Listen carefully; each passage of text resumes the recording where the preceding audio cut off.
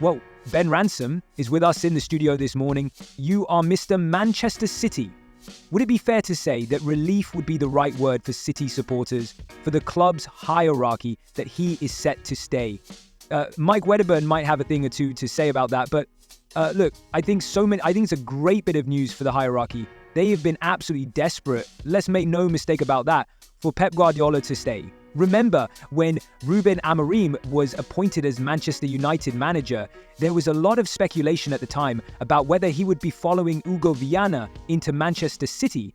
And the club were adamant, look, we've not spoken to Amorim, we've not spoken to anyone else. Pep Guardiola is our number one target to be the manager next year.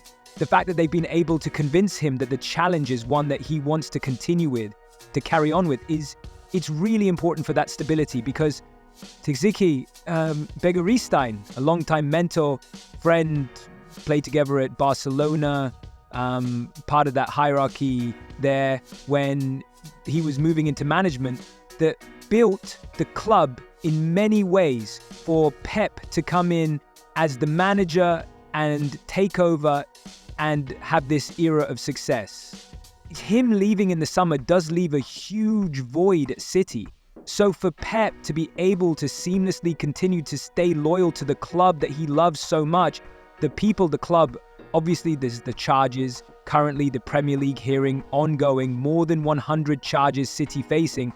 Pep has been quite adamant that he has been told by his superiors the club's done nothing wrong, but part of his motivation surely will be to stay and make sure that he handles that transition, whatever comes out of those.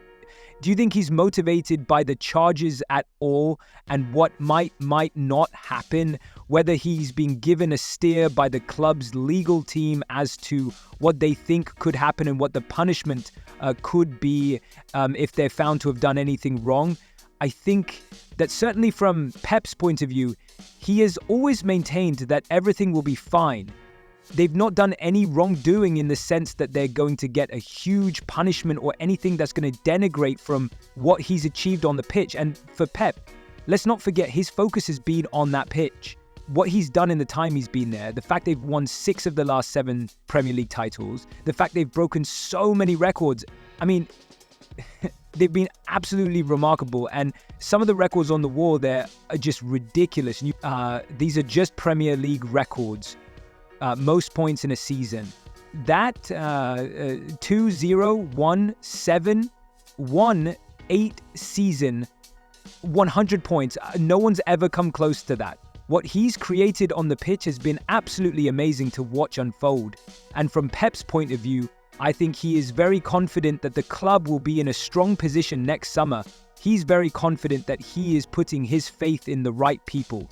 And I think the pull to take him back to Barcelona, Catalonia, his family, the pull to end his love affair with Manchester City has not been as strong as his hunger and appetite and motivation to go again.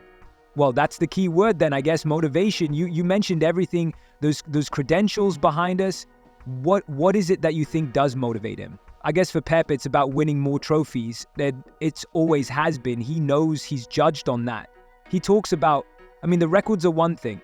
I have asked him many times at different points in his career about plenty of these different records. I've asked him about what it means to him. And while he loves the accolades, he is all about just working with his players. He loves being in the dressing room with them. He loves coming up with game plans to try and take the team to another level, to win these trophies. Obviously winning the Champions League to treble was remarkable, wasn't it? That was the one outstanding thing on his CV at City. To do that in the way they did was quite magnificent. And I think the motivation of the hunger will come from the fact they're in a bad place in a row. It's the first time as a manager he's ever suffered 4 consecutive defeats. He will be desperate to turn around to all the naysayers, avenge those defeats, City to kick on and show him again that ruthless side that they bring, particularly once we get past Christmas and into the new year. You mentioned the run of form that they're on. Do you think, come the summer, whether he turns it round or not in terms of trophies, that there is quite a bit of a rebuilding job to do for him. It certainly feels that way. I think this summer, Club and Pep were always adamant that they were not going to be rushing into the transfer market when the team was so successful, when they had a lot of the building blocks in place. A lot of the speculation was whether they would move in the summer for a backup to Rodri, for example, because he's the one player that you'd feel take out that team, they're weaker. Well, they couldn't have predicted the injury, of course. But you look at that midfield now and you think they're probably a little bit light. And then you look at the players coming to the end of their contracts. And in the summer, there are some big names potentially leaving. Kevin De Bruyne, man who has been integral to what Pep has achieved across all of the teams he's built. He was the only player that was there before Pep took over, essentially that's been through this whole journey with him.